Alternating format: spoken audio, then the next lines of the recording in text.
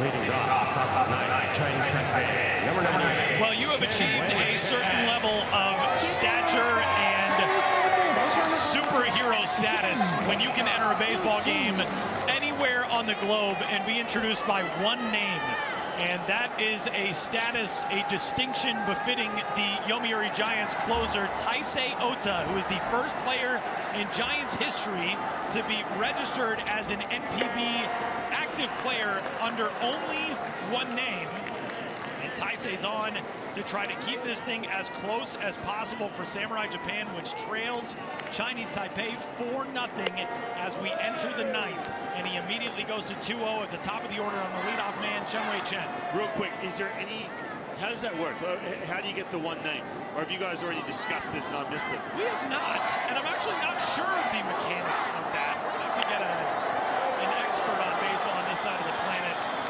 JP Morosi doesn't have the answer. No one does. The smartest man in baseball. All I know, Ryan, is as I stopped by the souvenir shop here at the Dome earlier today, there was a crew. For research purposes. For research purposes, there was a crew of people hurriedly preparing a Yomiuri Giants jersey with the name Tyler on the back. So I don't know if there's a certain member of the broadcast team who believes that he has reached this august level that would allow him to just go by Tyler on the back of his Yomiuri Giants jersey, but all I can say is that is being worked on right now, according to my sources. The thing is, I'm actually just a big fan of early American President John Tyler. John Tyler. I wanted to make sure that I could honor him with a Japanese baseball jersey as a strikeout of Chen-Wei Chen gets things started here in the 9th. You've reached that status, Tyler. Well, one thing to keep in mind as we discuss the big picture, and again, if you're just joining us, 7:47 a.m. Eastern Time, 4:47 a.m. if you're watching back in Ryan's hometown of Seattle, Washington right now, up early at the Roland Smith household, I'm sure. But if you're just joining us in trying to contemplate what this all means, right now, the greatest win in the history of baseball in Taiwan was, or at least the greatest finish, was the 1992 Olympics. But that tournament ended with an 11-1 loss to Cuba. So they won silver, but it was an 11-1 loss to the powerhouse Cuban team. This is Orlando Hernandez, Kindalan, Omar Linares. This is the early 90s powerhouse. So they lost that game 11-1. They still won silver. To this point in time, that was the biggest moment and biggest triumph. They won another big tournament in the early 2000s, the World Cup, at a time when the CPBL was at a low ebb and they needed a boost to their national baseball pride. That tournament delivered that with a bronze medal on home soil. This would represent something else entirely. They have never, in a tournament of all professionals, beaten a team of the esteem of Samurai Japan. They're 3 outs away from doing that. And as we speak, it's approaching 10 p.m. in Taipei City, where we were at the Taipei Dome, and we can only imagine what is happening there right now as the locals, people all around the island, are just glued to the Mandarin language broadcast and understanding what's going on. You guys want to know how big baseball is in Taiwan? The 500 yuan note in Taiwan has a baseball team celebrating a championship on it as a called strike 3 finishes off Li Lin. Taisei's got his second strikeout, 2 away. Taiwan became an international brand as a baseball nation in its dominance in the Little League World Series back in the 1980s and 1990s. In 1999, they first introduced that design on 500 yuan notes, and it's kind of a generic baseball team celebrating a win in an event like the Little League World Series. It's not a specific team or a specific year, but that is, you know, you think about the nations that are crazy about sports. Canada's got hockey on a currency note. That is the equivalent in Taiwan. They are so crazy about this sport and this team. It is ingrained in the currency there, and this, make no mistake, it is going to be a holiday week in Taiwan this week if this team finishes off this game tonight. 1-1 crushed down the right field line, but it will hook well foul. Nearly a second blast of the night for the captain, Jason Chin. Nobody is having more fun in this game than the Uni Lions legend. We had a momentary look a little while ago at Kaiwei Lin warming up for the 9th inning. It appears the ball will belong to him. Shot left side and through for a base hit. The 4th hit coming from the heart of this lineup for Chinese Taipei tonight. And it's a single for Lin, his 3rd knock of the evening. He has been all over the field.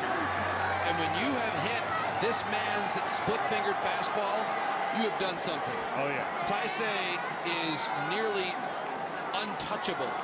And to have that loud of contact off of that pitch from this particular closer is a world-class swing against a world-class arm. And a world-class approach, too. You think about it, right? Pitch, fastball down and in, plus velocity, 2 strikes. Drives that ball into the seats. And you mentioned, too, then you get secondary pitches. You're able to hit that ball into left field. We've seen that time and time again with 2 strikes from him. All Premier 12 on. Oh, one driven well to left, but no trouble out there for Masayuki Kuwahara, who puts it away, and that will retire the side. The last chance for Samurai Japan to defend its 2019 WBSC Premier 12 title is at hand. We go to the bottom of the 9th inning. Chinese Taipei 3 outs away from making history in Tokyo.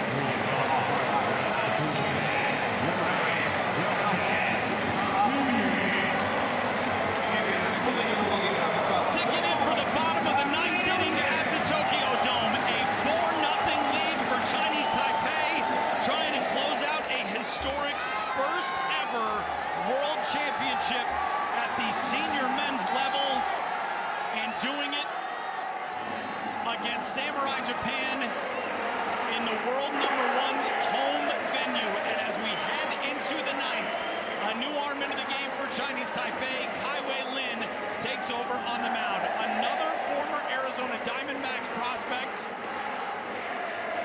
who has done really good work out of the bullpen for his team so far here in Premier 12, and gets a ground ball right side that's through for a base hit. Ryosuke Tatsumi starts things off the way his team needs it. A leadoff single in the 9th.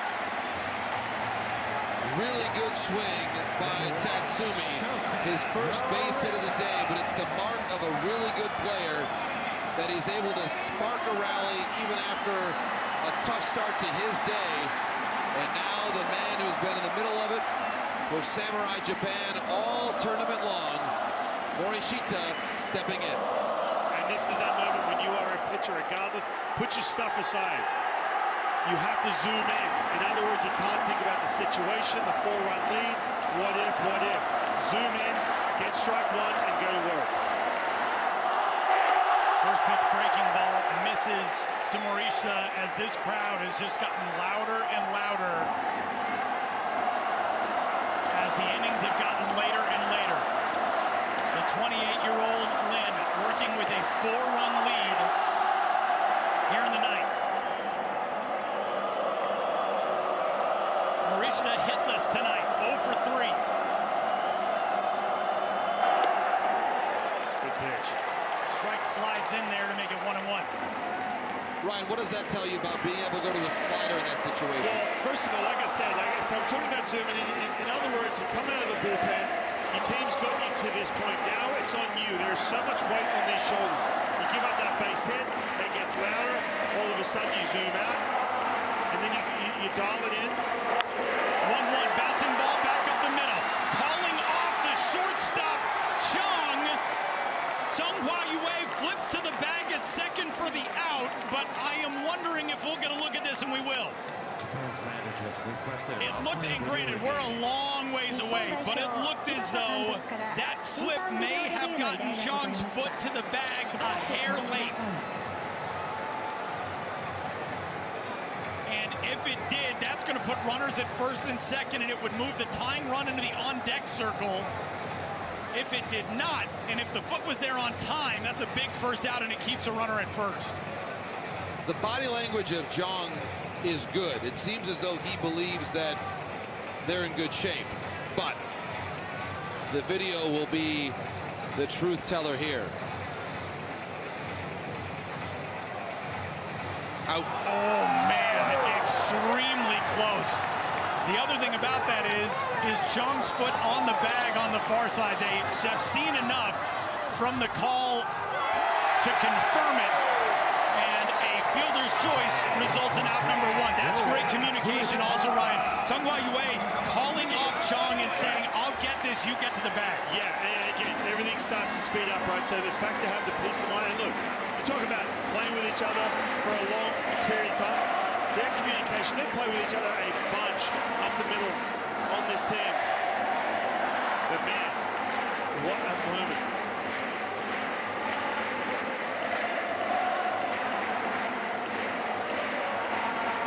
So it brings in Yoya Kurihara, who goes flailing and missing at the first offering. It's 0-1. And JP, just back to what we were talking about before with the breaking ball. He may throw 20 pitches in this inning, but it just comes down to 2, maybe 3. Landing that breaking ball for a strike changes the entire bat, and then that swing tells you everything you need to know right there as well. And of course, Ryan, he's working with someone who was not the catcher when this game began. Yeah, very good point. Lyle Lin forced out of this game after taking a pitch off the hand. So it's Pung Fu Dai, who is behind the plate right now.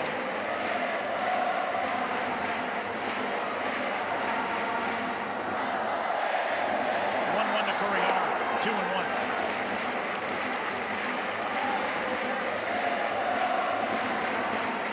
Lin does not seem rushed on the mound. And again, we've talked a lot tonight about body language. He seems to be in good command of the moment.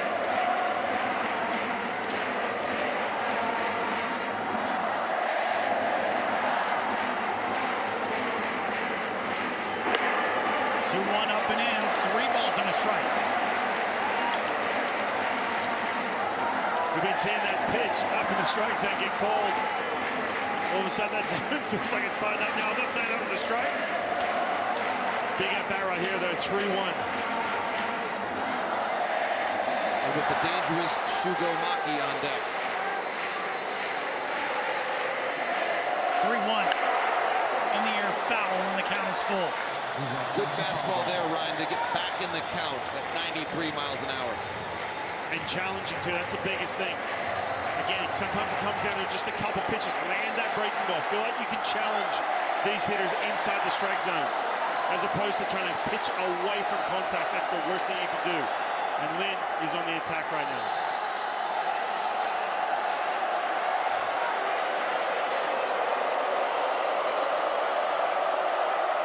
The crowd begins to build for a full count offering. On the way to Kuriara. And a liner at first!